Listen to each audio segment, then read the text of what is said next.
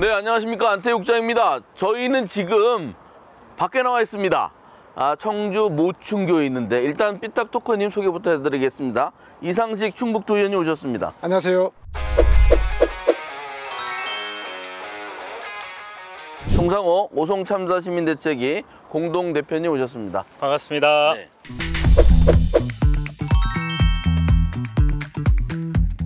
여기가 지금 벚꽃이 아주 만발한 청주 무심천이고요. 저희가 있는 것은 모충교입니다. 여기가 이제 최근에 단장을 싹 했어요. 아주 이쁘게 됐고 맞은편에 밤에 피는 벚꽃 모형도 있고. 밤에 와야 될 것 같은데. 밤에 아주 좋을 것 같습니다. 여기 모충동 여기 트릴로치 아파트 주민도 좋을 것 같아요. 여기 지금 중학생인지 고등학생인지 현장 견학인지 나와서 사진 찍고 완연한 봄입니다. 이게 보통의 봄이죠. 근데 오늘따라 더 특별하게 봄이 정말 이게 따뜻하구나 하는 걸 느끼는 그런 날입니다. 자, 먼저 윤석열 씨가 마침내 파면이 됐어요. 그동안 파면 되네 안 되네 뭐 이런 얘기가 많았는데 오늘 헌법재판소가 파면을 선고했습니다. 이 파면에 대해서 어떻게 평가하십니까? 네, 국민의 승리죠. 민주주의의 승리다. 민주주의를 뒤집어 엎고자 했던 윤석열 씨의 어떤 그런 패악에 대해서 헌법재판소가 판단을 하신 거고요. 그리고 판단의 과정 속에서 국민의 저항과 국민의 분노 이런 것들이 전달됐기 때문에 국민의 승리라고 보여집니다. 네. 대표님은? 사필 규정이죠. 정의가 승리했다. 이게 현재 내용이라고 좀 생각을 하고 있고요. 사실 야당이 말을 안 듣는다고 자기랑 잘 협력이 안 된다고 해서 국가 비상사태고 이것 때문에 계엄을 한다. 이 자체가 아무도 이해하기 쉽지 않은 부분이잖아요. 그래서 이번 판단은 결정적이라고 좀 생각을 하고 있고요. 한데 더 나아가서 앞으로 우리나라가 어떻게 될까 이런 고민은 좀 남아 있게 돼요. 지금 현재도 계엄을 동조하고 옹호했던 사람들이 많이 있지 않습니까? 특히 우리 10명의 국무위원들이 있어요. 네. 계엄 막지 못했고 결국 계엄을 옹호했는데 이런 분들에 대해서 이제는 단죄하는 정치가 필요하지 않을까? 이런 고민을 좀 해보게 됩니다. 네. 자, 그런데 이제 오늘 윤석열 전 대통령이 이제 파면될 때 헌법재판소가 이제 그 이유를 쭉 얘기했는데 처음부터 끝까지 아주 클리어했다고 해야 되나요? 표현이나 그런 판단이 아주 정확했던 것 같습니다. 또 전원일치로 했는데 구체적으로 한번 살펴보겠습니다. 결정적인 이유들 여러 가지가 있는데 뭐가 있다고 보십니까? 저는 일단 두 가지라고 생각을 하고요. 첫 번째로는 이제 권력을 남용한 것은 그래서 계엄을 한 것은 위헌이다 이런 판단이라고 생각을 하고 있습니다. 먼저 이제 헌법 제77조에 의하면은요. 계엄이라는 것은 그야말로 국가 비상사태, 전시에 준하는 일이 있을 때만 할 수 있는 건데 단지 그들 표현대로 얘기하면 계몽을 하기 위해서 계엄을 했다. 이 정도면은 이걸 받아들일 수 없는 권력 남용이라고 현재는 판단했던 것 같고요. 또 하나가 국민 기본권의 침해라고 명시하고 있습니다. 계엄 상황에서 기본적으로 군대를 동원했단 말이에요. 네. 그러면서 정치의 자유를 억압했고 언론을 탄압했고 더 나아가서 의사들이 복귀하지 않으면 처벌한다고 이렇게 얘기를 하고 있습니다. 이 부분까지 헌재에선 다루고 있고요. 이거 모두가 국민의 기본권을 침해하는 행위다. 이렇게 판단한 거라고 보고 있습니다. 기본권 침해를 가장 중요하게 봤을 것이다고. 의원님은? 이번에 탄핵을 소추할 때 내용들은 상당히 많았어요. 네네. 그런데 헌법재판소에서 그 많은 내용을 5가지 쟁점으로 딱 정리해서 심판에 들어갔는데 아까 발표를 다 보셨지만 그 5가지 쟁점에 대해서 모두 다 위헌 판결을 내린 거거든요. 그래서 그런 것들이 굉장히 중요하다. 과거에 박근혜가 탄핵될 때 보면 4가지 쟁점 중에서 3가지가 증거 없음, 증거 부족, 그리고 하나는 해당 없음, 그리고 마지막 1가지가 인용이 됐거든요. 네. 근데 이제 오늘은 5가지 쟁점 모두가 인용이 됐다. 그리고 선고문 마지막에 이제 좀 발표하시는 게 굉장히 좀 의미가 있다고 보여집니다. 네. 민주공화국의 주권자인 대한국민의 신임을 중대하게 배반했다. 그리고 위법 행위는 국민의 신임을 배반한 것으로 헌법수호의 관점에서 용납될 수 없는 중대한 위반 행위다라고 해서 완벽하게 못을 막았습니다. 그리고 2시간 만에 끝났다. 그리고 군인을 동원해서 국회를 봉쇄하려고 한 것이 아니다. 이런 것들에 대해서 헌법재판소에서 정확하게 딱 단죄를 내렸습니다. 그게 역설적이게도 헌법재판소의 오늘 판결이 국민들을 맞아, 좀 잘 몰랐던 분한테는 계몽을 시킨 그런 이제 결과라고 보여지는데 5가지 주요 이유, 그 다음에 그 헌법재판에 임하게, 탄핵 심판에 임하게 된 이유, 이런 것들에 대해서 모두 국회의 그런 소추 의견을 받아들인 거죠. 그렇습니다. 또 여기에서 또 주목할 만한 판단 사유가 있습니까? 또 뭐 여러 가지들이 있긴 하지만은 제가 제일 걱정했던 것은 지난번 한덕수 총리 때처럼 위헌 행위를 했는데 이게 심대한 국민에 대한 배신 행위는 아니다 이럴까봐 좀 걱정했던 거 아닙니까? 맞아요. 근데 헌법재판소는 아주 클리어하게 중대한 범죄임을 명시했기 때문에 이것은 뭐 8대0 쉽지 않은 판결이었을 텐데 아주 국민을 속 시원하게 했다 이렇게 생각하고 있어요. 이제 그 많은 분들이 그 지금 이제 우리 그 송 대표님도 말씀하신 것처럼 한덕수 탄핵 그 선고할 때 그 부분 때문에 많이 걱정을 하셨어요. 그런데 저는 믿음은 있었습니다. 네. 뭐냐면 한덕수는 임명직이고요, 윤석열은 선출직입니다. 자, 국민의 어떤 그 신임을 얻고 권한을 위임받은 거거든요. 그런데 그 권한을 남용을 한 거기 때문에 국민의 신임을 중대하게 배반했다라고 평가할 수 있는 것 같습니다. 네, 어제 그 제가 집에 들어 잠이 안 왔는데 내부자들이란 영화를 TV에서 하더라고요. 거기 뭐 언론, 그 또 그룹 회장 뭐 이렇게 그런 이제 나쁜 행위 한 그런 거를 이제 고발한 영화잖아요. 밤잠을 쳤을 텐데 오늘 하여튼 판결이 나면서 지금 여기 보시면 정말 아까도 그랬지만 여기 주민들이 이렇게 평온한 봄 한나절을 보낼 수 있다는 거, 이 다시 찾은 민주주의의 그런 혜택이 아니겠느냐. 아니 뭐 혜택이라기보다 원래 그렇게 당연한 권리라고 생각이 되는데요. 자, 그렇다면은 이제 당장 닥친 것은 물론 이제 반발도 있겠습니다만 60일 내로 대통령 선거를 해야 되지 않습니까? 그 조기 대선. 뭐 계속 그 얘기가 나왔는데 이게 이제 현실화가 됐습니다. 그러면 이제 조기 대선 뭐 섣부를 수도 있고 아닐 수도 있어요. 누가 당선될 것 같습니까?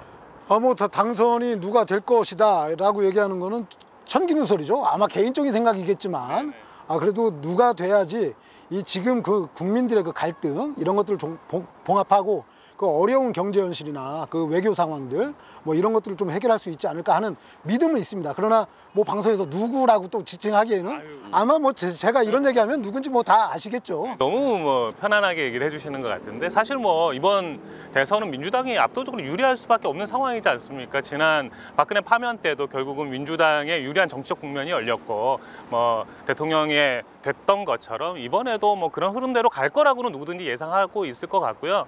따라서 뭐 이재명 대표가 가장 유력하다는 것은 모두가 알고 있는 사실일 것 같아요. 제 입으로 얘기 안 해도 다 해주셔서 고맙습니다. 근데 중요한 거는 저는 이제 이 한국 사회 정치가 어디로 갈 거냐라고 해서 또다시 이제 양당의 그 아주 심한 대립 구도로 가는 것에 대해서 좀 조심스러워해야 될 필요는 있다고 생각해서요.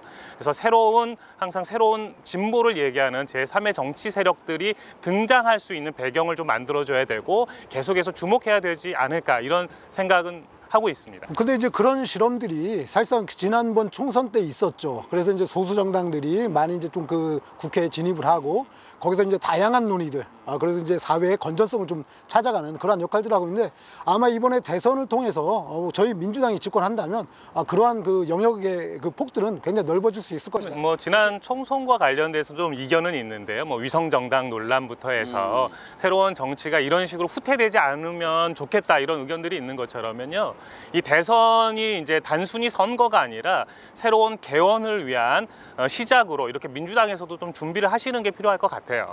제가 볼 때는 지금 누가 당선되는 것도 중요합니다만 어떤 대통령이 돼야 되고 또 뭐 그러다가 저 문재인 전 대통령처럼 그분이 의도한 바는 아니지만 그 윤석열 대통령 또 그런 일이 일어나서는 안 되고요. 그러니까 그렇게 되지 않으려면 우리나라의 민주주의나 선거제도에 뭐 바꾼다든가 이런 전환이 필요하지 않을까요? 어떻게 보십니까? 그러니까 어쨌든 그 이번에 이제 그 조기 대선이 이루어지는데 그 대선에 그 이제 그 방점이 두어져야 될 것들이 있어요. 아까 말씀드린 대로 국민 통합입니다. 지금 극도로 분열된 국민 갈등 이런 것들을 얼마만큼 봉합할 수 있냐. 그것이 우리 대한민국의 미래를 담보하는 것이기 때문에 그것에 맞는 역할, 그것을 수행할 수 있는 사람을 이제 선택해야 된다. 그리고 그런 사람이 분명히 이제 좀 나서져 있으니까 우리 국민들의 또 현명한 선택을 한번 기다려 보겠습니다. 네, 여기 이제 모충교인데요. 시민들도 많이 지나다니시고 벚꽃도 주변에 아주 잘 피어 있고 이범석 시장이 모처럼 아주 그 눈에 띄는 그런 좋은 걸 한 것 같습니다. 왜냐하면 우리가 또 여기서 하는데 또 고맙다고 칭찬 한마디 해줘야 될 것 같습니다. 네, 뭐 그 꿀잼 도시 청주 뭐 그랬는데 뭐가 꿀잼이었는지 잘 모르겠는데 이렇게 소소하게 좀 하나 보니까 꿀잼까지는 아니어도 그래도 좀 그 재미는 난 것 같습니다. 네, 이거 말고 저쪽에도 하나 더 이런 게 있으면 좋겠는데 다리가 없는데 그 청주대교 옆에 그 뼈다귀 다리 그것도 좀 예쁘게 더 바꿔줬으면 좋겠다 하는 생각이 듭니다. 자, 대통령 선거도 이제 뭐 눈앞입니다만 당장 내년엔 또 지방선거가 예정대로 원래대로 이제 실시가 돼요. 그렇죠. 이게 지금 내년 이번 대선하고 지방선거랑 어떤 선순환 또는 어떤 역할 영향이 있을까요? 뭐 연동될 수밖에 없을 거라고 생각하고요. 뭐 지방선거와 대통령 선거 사이의 기간이 아주 짧지 않습니까? 그렇다면 뭐 이번에도 민주당이 유리한 정책 국면이 열린 건 사실이에요.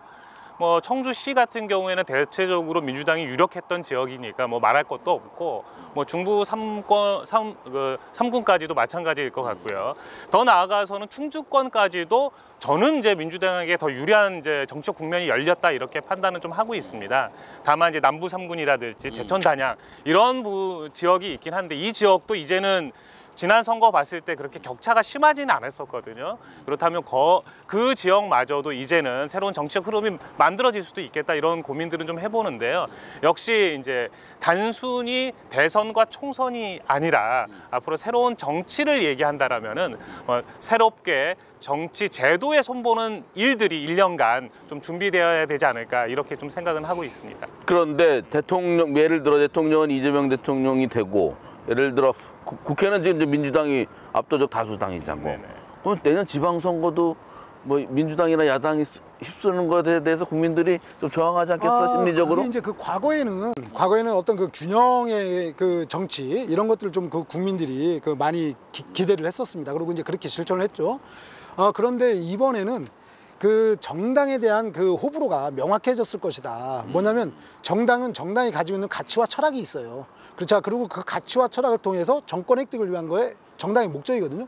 그런데 이번에 국민의힘이 보여준 그 가치와 철학은 우리 국민들의 동의 수준에 전혀 맞지 않다. 이제 이런 것들이 그 극명하게 드러났기 때문에 아마 당에 대한 선택들로서 일단은 객관적으로 좀 많이 나누어질 것이다. 이제 이런 거고. 또 하나의 우려점은 있습니다. 이제 우리 국민들이 워낙에 위대합니다. 그리고 국민들이 지혜로워요. 그래서 만약에 이번에 그 조기 대선에서 우리 이제 현재 야권이 이제 정권을 잡으면 자 이제 그 정권과 이제 국회 권력이 이제 같이 그 동일시되는 거기 때문에 그 속에서의 또 다른 그 실수를 하지 않아야 됩니다. 국민들이 엄중하게 평가할 거거든요. 그래서 내년에는 그 정권과 국회에 대한 평가의 선거가 될 것이다. 그래서 우리 민주당은 이런 것들을 견제하고 더 열심히 국민 속으로 들어가야 된다. 이렇게 보여집니다. 뭐 민주당도 노력은 하셔야겠지만 더 중요한 것은 이제는 정치의 단죄가 필요한 시기다라고 저는 생각을 하고 있어요. 우리가 해방 이후에 일제와 관련된 여러 문제들을 청산하지 못했던 게 있고 87년에 이제 넘어가면서 군사 독재 이거 청산하지 못했거든요. 이번과 같이 위헌 세력을 청산하지 못하면 또다시 반복될 수 있을 거라고 보고요. 이번만큼은 국민들이 여야를 떠나서 이렇게 위헌 세력에게는 절대 정치를 맡겨서는 안 된다. 그리고 정치적 단죄가 필요하다. 이런 것들을 행동으로 좀 보여주실 때가 됐을 거라고 봅니다. 네, 동의합니다. 네.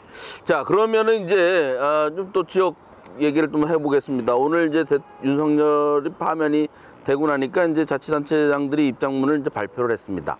그 탄핵 때 비상계엄을 선포했을 때 가장 먼저 공식적으로 이제 반발하고 나섰던 송기섭 진천군수도 입장문을 발표했고, 근데 김영한 충북지사 대통령을 위해서 기도해달라고 했던 김영한 지사도 좀 아까 입장문을 발표했습니다. 헌재 결정을 존중하고 앞으로 사회 통합에 나가자 이런 얘기를 했는데 뭔가 빠진 것 같아요. 김영한 지사한테 뭐가 빠졌습니까? 그렇죠. 사과가 빠졌죠. 사과가. 자, 이게 지방자치가 갖는 목적들이 있어요. 그 기능들이 중앙정부에서의 어떤 갈등들이 지방으로 전이가 되지 않도록 지방에서는 자체적으로 그런 것들을 관리할 수 있는 그 체계를 만들어 놓은 겁니다. 그럼에도 불구하고 중앙정치권에서의 갈등을 그대로 가져왔거든요. 김영한 지사. 그래서 도정의 갈등, 도민들의 갈등을 조장하신 분이에요. 그렇다면 사회 통합을 얘기하기 전에 정말 진정어린 사과부터 해야죠. 그리고 그래야지만 도정에 대한 어떤 신뢰를 회복할 수 있지. 지금처럼 구덩이 담 넘듯이 이렇게 대충 넘어간다고 했을 때는 도민들의 신뢰 회복이 막연하다 이렇게 보여집니다. 앞으로 도정 운영 쉽지 않을 거라고 저는 생각을 하고 있고요. 사실 김영환 도지사가 정치적인 생명을 건 거잖아요, 이번에. 123 계엄 이후에 윤석열 씨를 뭐 면회 가겠다 이런 얘기도 했었고, 더 나아가서 SNS에다가 뭐 계엄은 불가피했다 이런 내용도 실었고요. 가장 심각했던 거는요, 극우 집회인 세이브 코리아 집회에 참석하셨어요. 격려로. 그렇다는 것은 정치적으로 자신이 우리 윤석열과 함께 하겠다라는 것을 명확하게 밝힌 거라고 보고요. 이번에 파면됐지 않습니까? 그러면 김영환 노지사의 다음 행보는 어때야 되는가라고 했을 때 간단하지 않겠습니까? 물러나야죠, 이 정도면. 저는 그렇죠. 정치적인 철학이 같아서 자기가 동조하고 나갔으니, 그리고 내란에 동조한 거고 내란을 선동한 거거든요. 책임지고 사퇴해야죠. 뭐 그렇다고 도종을 잘했던 것도 아니고요. 맨날 그 관정과 같은 정치 했지 않습니까? 나는 친일파게 되겠다 이런 뭐 험한 말들도 많이 했었고, 이제는 그 윤석열과 함께 정치적 책임을 져야 되는 시기가 왔다라면 과감하게 그만두시는 것도 맞다고 생각을 하고요. 시민사회단체에서 이제 앞으로 김영환 도지사 물러나다 이렇게 이야기를 해도 도지사가 할 말이 없을 것 같아요. 사실은 물러나기 전에 저는 이게 국민의힘 정당 해산해야 되는 거 아닙니까? 아니, 내란 정당이에요. 이게 헌법을 유린한 정당인데, 과거 우리 그 통합진보당의 사례 있어요. 그 아픈 기억이지만 그거를 내란 선동으로 몰아가지고 정당을 해산하고 다 국회의원들을 해직시켰거든요. 국민의힘 그렇게 돼야 된다고 봅니다. 아니, 그때부터 훨씬 심각한 거죠. 아까부터 제가 이제 정치적 단죄를 강조했는데, 우리나라 정치가 사법적으로 처리할 것도 사법적으로 처리를 해야 돼요. 그것은 검찰과 그 판사들의 몫이고, 정치적으로 해결할 것은 정치적으로 해결해야 된다고 봤을 때, 이런 흐름에서 단죄하는 거, 이런 정치 해 나가시기를 특히 민주당이 정당 해산을 통해서 그 자리에서 탄핵당할 것이냐, 아니면 스스로 명예롭게 물러날 것이냐. 후자를 택해 주시길 저는 뭐 기원 드리겠습니다. 그렇게 되는 겁니까? 그 생각이 나네. 한덕수 권한대행이 자기는 헌법재판관 마은영을 임명하지 않아 놓고 헌법재판소가 임명해야 된다고 한 건데, 그래 놓고 자기는 뭐 이렇게 어떤 결정이 나든 법을 지켜라 라고 얘기한 거나, 김영환 지사가 앞은 다 자르고 할 얘기는 안 하고 사회통합을 얘기한 거랑 뭔가 좀 안 맞다. 그러니까 전체적으로 이번에 다 좀 이게 국민들이 많이 그런 걸 느꼈을 거예요. 이 지도자들이 왜 이렇게 다 찌질하냐. 윤석열 계엄 선포해놓고 나서 그 다음에 그 부하들한테 다 미루고요. 그리고 이거는 계엄이 아니었다, 뭐 계몽이었다. 이런 발언하는 거. 지금 한덕수 그 권한대행이 또 그 법에 본인은 법을 무시하면서 그 국민들한테는 법을 지켜라라고 얘기하는 것들. 우리 김영환 지사. 그렇잖아요. 그동안의 갈등은 자신이 다 조장해놓고 사회통합으로 나가겠다. 이게 다 어불성설이에요. 정말 찌질하죠. 책임 정치라고 얘기하면은 자기가 한 말에 결국은 행동으로 보여줘야 되는 거 아니겠습니까? 그래서 결단을 촉구해 봅니다, 정말로. 네, 알겠습니다. 청주 모충교에서 마련한 특설무대, 저희가 마련한 건 아니고 청주시가 마련한, 이범석 청주시장이 마련한 아주 예쁜 다리 위에서 이렇게 또 좋은 계기에서 삐딱 토크를 하게 돼서 굉장히 의미가 깊었습니다. 자주 와야 되겠는데, 좋은데 뭐 벌도 날아다니고. 그렇습니다. 그러나 저러나 어쨌든 뭐 탄핵 된 거에 대해서 또 반대하는 분도 있고, 앞으로 사회 혼란이 당분간 있을 것 같습니다. 여기에 대해서 국가 안정, 민주주의 회복을 위해서는 무엇이 필요할지 한 말씀씩 부탁드리겠습니다. 일단 뭐 혐오의 정치가 이제는 좀 중단돼야 되지 않을까, 이렇게 의견 드려보고 싶고요. 예전에는 지역에 기반한 혐오 정치가 중심이었다면, 요즘의 혐오 정치는 사회적 약자들을 향해 있어요. 여성이라든지 장애인이라든지 청년이나 노인분들을 향해 있거든요. 이런 혐오 정치의 끝은 결국은 국가의 대혼란일 수밖에 없다고 생각을 하고 있고요. 더 나아가서 이젠 정치인들이 좀 결단했으면 좋겠어요. 더 이상 대립을 강조하고 싸우고 지지자들에게 이 갈등을 부추기는 것이 아니라 사회 통합을 위한 강력한 메시지를 이제는 내야 될 거라고 생각을 하고 있고요. 지지율이 중요한 게 아닙니다. 사회의 공적 가치가 중요한 거거든요. 그래서 공공의 가치를 최우선으로 하는 정치, 이제는 좀 시도하셔야 되지 않을까, 이런 의견 드려봅니다. 사회는 다양성이 있어야 합니다. 그 다양성이 굉장히 건전한 거죠. 건전한 사회를 이루는 데 필요한 것인데, 우리가 북한 사회도 아니고. 그래서 저는 탄핵에 대해서 찬성하는 쪽도 있었고 반대하는 쪽도 있어요. 그러나 서로의 의견들은 존중해야 될 필요가 있다. 다만 이 내란의 수괴, 내란의 주범, 내란의 선동가들 그리고 내란을 이용한 그 정치가들, 자 이런 사람들은 빼고 국민들의 순수한 그 다양성은 이해하고 이제 폭넓게 배려하고 포용해야 된다. 그래야지만이 우리의 미래, 우리 아이들의 미래가 담보될 수 있다. 이렇게 보여집니다. 뭐 혹시 오해하실까봐 뭐 이야기도 드리는데, 물론 범죄자의 권리도 지켜져야 되는 것처럼 내란 행위자의 권리도 지켜져야 되긴 하겠죠. 하지만 정치적 단죄는 그것과 또 다른 차원이라고 보고요. 뭐 그럼에도 불구하고 사회 통합을 위한 여러 적극적 시도들이 이제는 필요할 거라고 봅니다. 네, 알겠습니다. 그 새로운 민주주의의 벚꽃이 피고 있는 청주 모충교에서 삐딱토크 특별하게 말씀을 나눴습니다. 오늘 고맙습니다. 고맙습니다. 감사합니다.